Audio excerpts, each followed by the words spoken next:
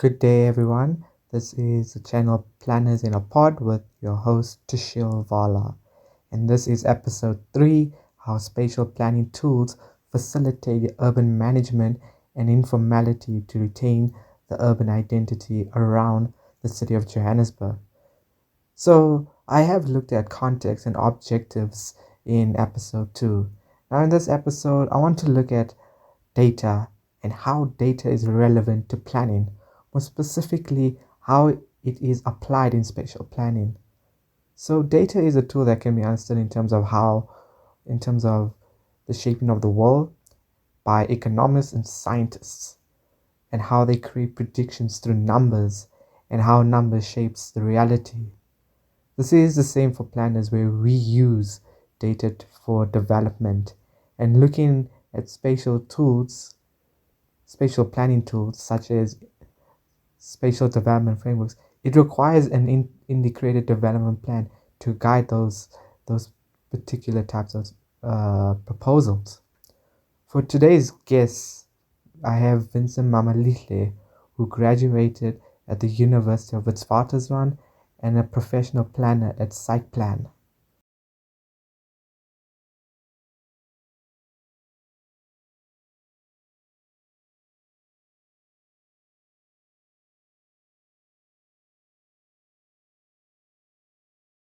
So this is an interview with a SACPLAN planner.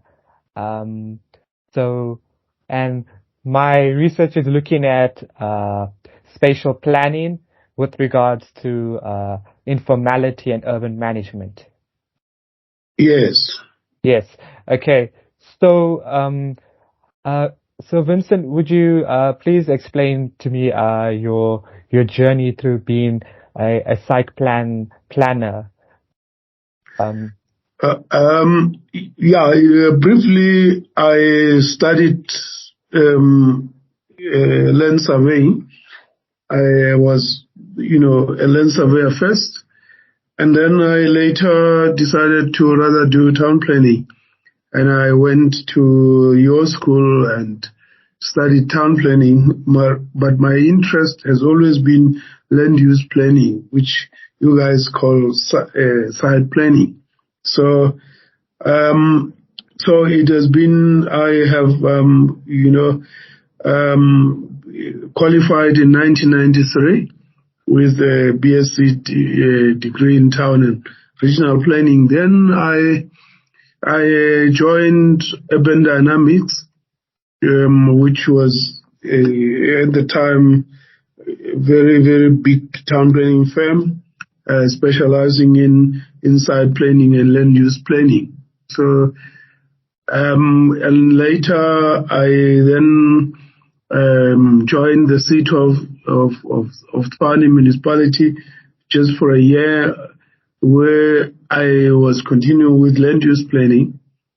And later I then formed my own company in 1996, which I left in 2003 rather, to form Mamphele Development Planners. So we primarily do, land use planning. The site planning definition, is that your own preferred definition, or you specifically want it to mean something? We refer candidates and professionals as SACPLAN planners. Okay. Yeah. That's because for as a whole, SACPLAN it's like a firm of its own. So we would like to be a bit more precise and say it's SACPLAN planners in a way. Yeah. Okay. Look, I know there is a book we used to call Site Planning. Probably you guys have it in the library. It's a very useful book to do more site planning work, but it's more about topography, about drainage, it's about a whole lot of things related to preparation of sites for development purposes. Yeah, yes. You should go and check it in the library. It's called site planning.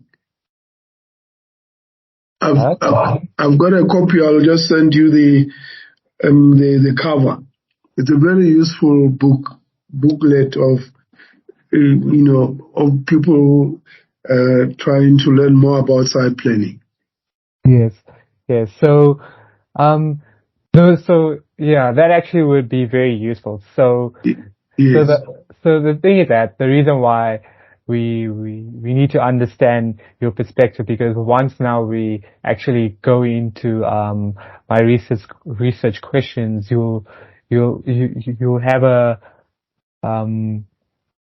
good way of like understanding, like from your perspective, since you are a professional in SACPLAN, and this will like really give a better understanding of the state of South Africa, and even like zooming into Gauteng and specifically Johannesburg, how spatial planning is being used and how it's being applied, and the tools that comes with it, that we as planners that are still studying, how we need to get a bit more better understanding of those experiences. And I think us interviewing a professional other than our lectures will help us understand that more, and then we can try and practice that going into the future. Okay, yes, I agree. Yes, so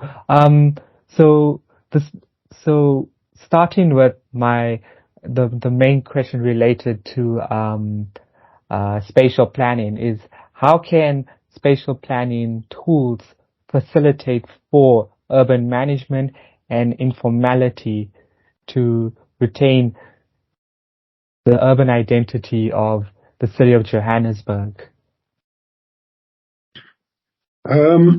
Sure. Yeah.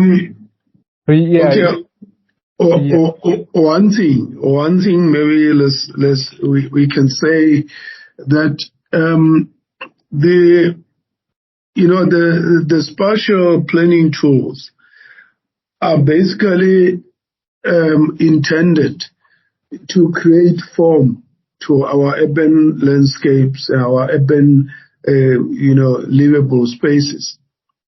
And the most important thing that we need, or we use the spatial planning tool for, is to create some kind of order in our environments, to ensure that our traffic systems work properly, to ensure that our other social facilities are sited and are accessible properly, just to ensure that generally the economic sustenance of cities, or the city like Joburg, are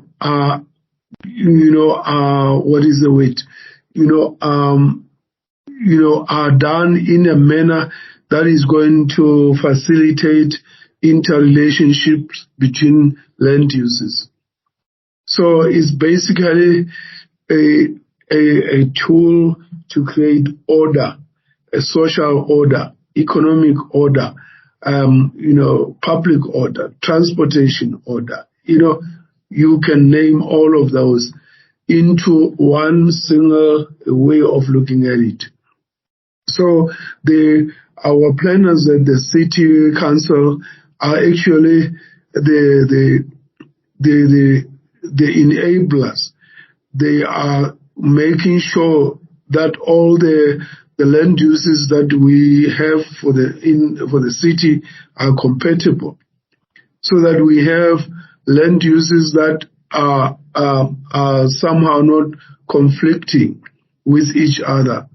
We generally would not like a school to be situated next to a tavern, for instance. We generally would want exits from public transport facilities to be clear of any obstructions, so that there is a clear sighting distances on each side of the road when one leaves any property, especially public transportation facilities. So all of these things are what do you call urban development tools that are meant to create better working cities, better functional cities. But over the years, planners have realized that you cannot just keep your cities squeaky clean without involving other non-formal sectors, if you like. And therefore, the challenge was how to create another system of accommodating informal sector within this structured urban economy. And therefore, the cities said, but we can exist together as a formal part of the city through spatial planning tools, but we can also exist, or we must include in our existence the informal sector within the urban fabric. And therefore the city of Joburg, for instance, developed a whole lot of bylaws and regulations and that would allow informal traders to trade on certain parts of the city, but without necessarily disturbing the normal flow of mainly traffic and pedestrian movement. So, and therefore we have, especially along public facilities like taxi ranks, we have areas dedicated for informal trading. We have areas dedicated along certain parts of the city, basically for people to sell things that they would not necessarily trade within a formal store situation. And that's when the city came up with the concept of the spaza shops, that even in the formal areas of the city these days, we can even allow things like spaza shops, because we have recognized that these are important part of the city's economy, because not everyone would be having the resources to put up a formal shop, or to have all the resources to do all of that is needed for a formal shop to operate. So that is how the linkage between the urban systems and the informality comes into play. The two are not necessarily, what is the word? They are not mutually exclusive, but rather mutually inclusive. You need them both to have vibrant urban systems and economies that would be helpful to the citizens of the city. I hope I've tried to summarize it as much as I could. Yeah, no, this is actually really good.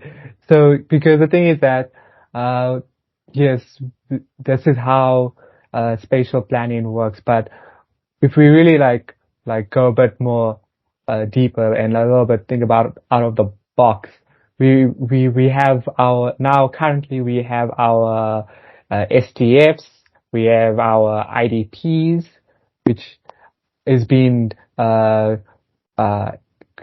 developed, and then we also have the role of SPLUMA, and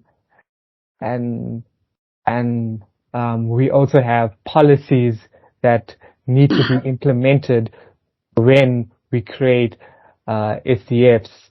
So the thing is that when it comes to the SDFs and IDPs to be implemented, it's there as a spatial planning tool, but it also relies on data, which is something that we as planners, we also rely on. We need to reflect we need to be using data to like understand the current states of what is happening around the environment, what is happening around cities. And in a way, so the thing is that what you have discussed is very relevant, but when it comes to like STFs and IDPs, do you think that has been sort of like achieved when it comes to representing informality and urban management? You know, not to the extent that one would have liked to, but one would also be able to understand the limitations that are put into this document, especially the SDF, the Spatial Development Framework, is that you for your economy to function seamlessly in an efficient manner, I think the driving force, you need to have an uninterrupted flow of goods and services within cities.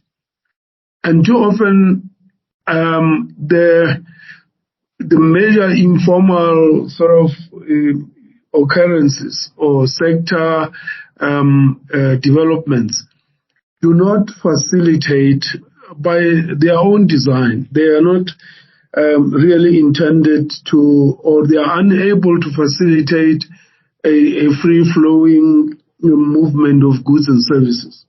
And as a result, the development of these planning tools like spatial development frameworks focus more on the formal part of the economy, the formal part of the spatial systems. And so they haven't really gone quite substantially to define informal systems as self-sustaining systems. We always look at informal systems as a part of the formal, in a way, as a smaller part of incorporating that sector into the economy. So, for instance, the spatial development frameworks are at a much what do you call a larger scale, so to speak. But then when you come to issues like the IDP, yes, does include that, but remember, IDP is not a spatial development system. It's really a decision-making tool, a budgeting tool to help municipalities to plan or to budget for every financial year. And therefore, as much as I think they are a lot more tuned to giving an indication as to where the city's spending would go in a particular financial year. And that expenditure may include the creation of new informal areas, trading areas, the creation of more pedestrianized walkways to facilitate informal trade. It could be to create, for instance, a budget for a storage facility for these informal traders, so that when they finish trading during the day, they don't have to carry their stock right through to the townships or wherever, to the Hillbrow areas. They would find a storage, a central storage or a dedicated storage facility where their wares would be stored overnight at a small fee. So the city has, has done those kind of things, but I don't know to what extent this is successful.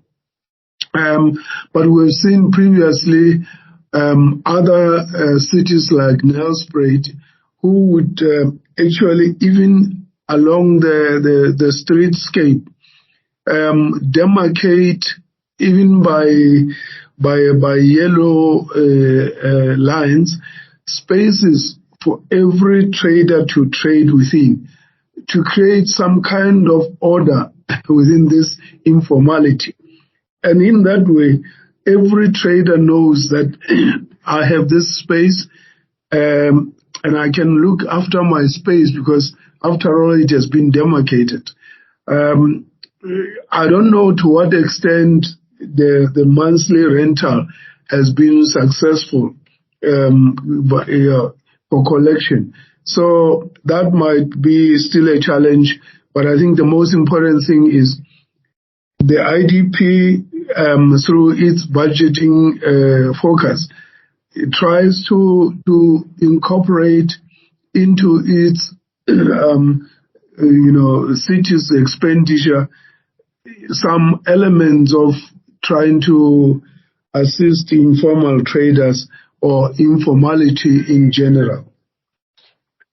Okay, let me stop there. Let me stop there for now. Are you still there? Yes. Okay. Thank you.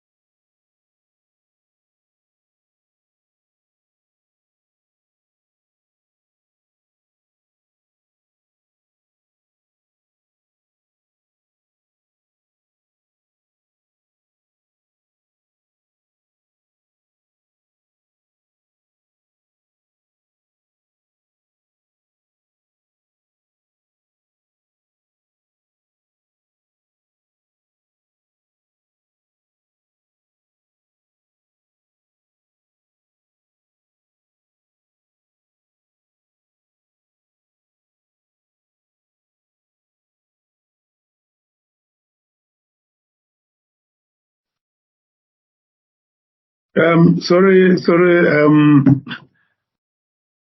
Tashio. Yes. Okay, sorry. I said I would stop there for now. Yeah. Okay. So yeah, I just have one more question, if that's possible. No, it's fine. We can continue. There's no here. Yeah. So we talked about the SDFs, the IDPs, the relevance of applying the relevance of data in both those books. But in terms of resilience, do you think that that the issues and processes of urban management and informality can be achieved through resilience? Yes, I think they can be. Because remember, I hope this what I'm gonna say is resonates with what your thinking, your meaning of resilience is.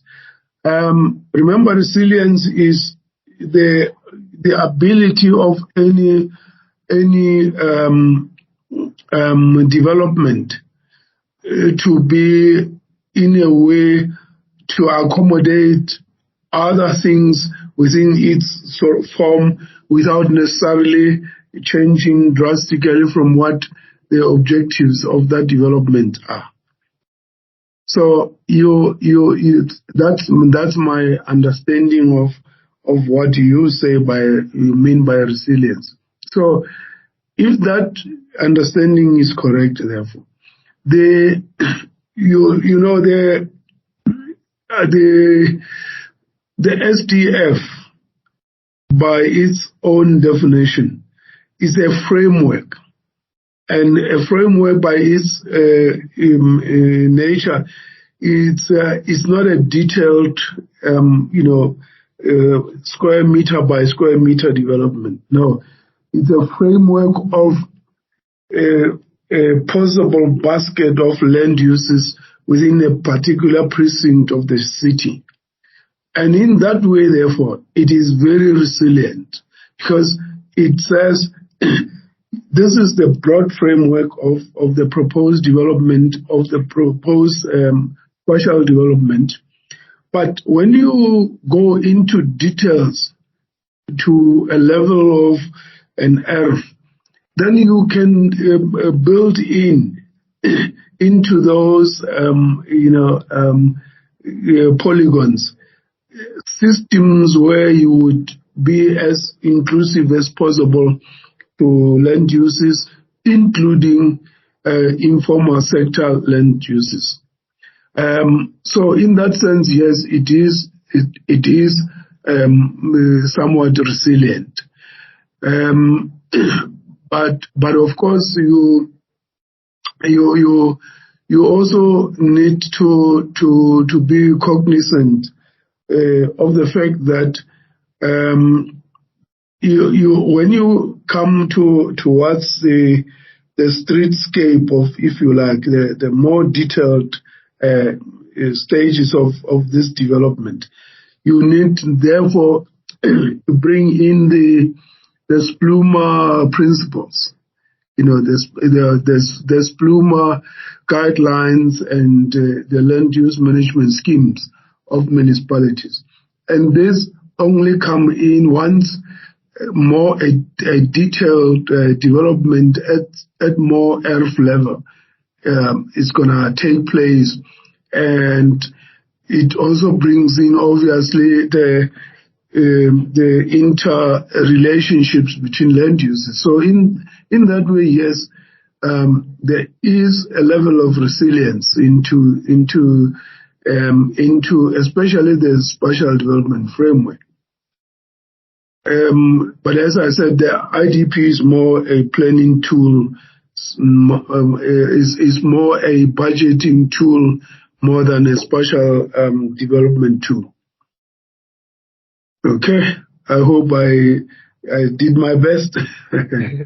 Yeah, no, this information is really good, because the thing is that, yes, we do For South Africa, yes, we apply like with SPLUMA, we apply the guidelines such as spatial justice, spatial efficiency, and all those other three guidelines. In conclusion, we have uncovered that how data is used and the challenges that planners struggle in dealing with the issues of informality and urban management. I want to thank Vincent Mamphele in giving more about the relevance of using data and how it can be applied to spatial planning tools. On the next episode, Vincent Mamphele will give us an insight on how resilient links to the issues and processes of urban management occurring in the city of Johannesburg. I hope to hear from you on the next final episode on Planners in a Pod hosted by Tshil Vala.